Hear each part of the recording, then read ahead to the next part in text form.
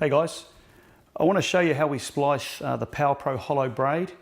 There's a lot of different scenarios why you'd need to do it, but like in this case here, we've got a little bit of chafage on our topwater reel or topwater line where it's been sort of going through the guides a few times. So we can cut that off, we can join a new section back in, and it saves us from having to re-spool or it saves our spool getting too low. Another scenario is, especially for topwater fishing, especially for GT, I like to have, might be using 80-pound braid, but where your finger is always on the braid when you're casting, just that last 4 or 5 meters, we can actually splice a piece of 130-pound hollow into there.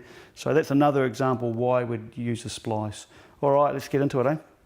All right, guys, for this demonstration, we're going to use 2 different color braids so we can easily see the transition of the braids going inside each other.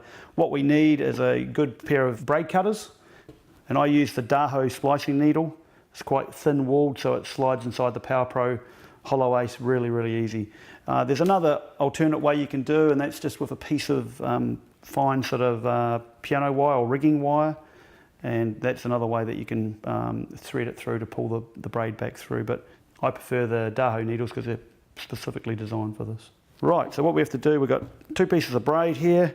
So all we're trying to do is we're going to put one tag end inside the one length of braid, and then the tag end of that braid then goes into the other piece of braid. You only need about a 30 centimetre long splice on each tag end, okay? So I've seen them shorter, but 30 centimetres seems to hold and never had any problems. The great thing about the splice, it retains 100% strength. Splicing needle there, we just put the braid through the eye of it.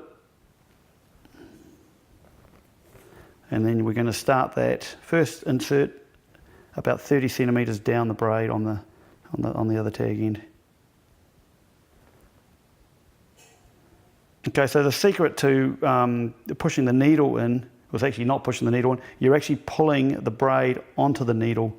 It makes it that it slide on a lot easier. Instead of forcing the needle through, it can bunch up and damage the braid. So we're actually just pulling the braid over top of the needle and then threading it, pulling it back over. All right, so we've got that more than 30 centimetres now. We can pull the needle through the end of the braid and pull the tag end out. It's very important to leave that tag end out because we want to pull this up nice and snug at the end. All right, so we want to bunch that first piece of braid up, and we're going to start the second insertion 30 centimetres along from the end. So we put that second piece of braid into the end of the needle, the eye of the needle, and now we're going to insert it into the last piece of braid here. There we go, and we want to go up more than 30 centimetres. So we know when we pull the braid back down, it's actually going to cover it. You just got to massage it on there, and also off the other end there. The biggest thing with splicing the braid is not to rush it and not to push it through too hastily. You can actually bunch the braid up, and it sort of will ruin the splice. All right, so we've pulled that through more than the 30 centimetres, so you can pull the other tag end out. Okay, so now we've got both tag ends, and you can see obviously where they go into each other there. So we can pull the tag ends both tight, and then where it joins, we can pull the braid down, and you'll see there how it just goes back inside itself. Go the other way,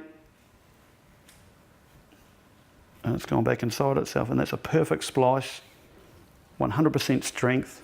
It's going to go through the guides nicely, and it saves you from having to re-spool, and it's actually a great idea if you want to join a thicker piece of line onto it as well.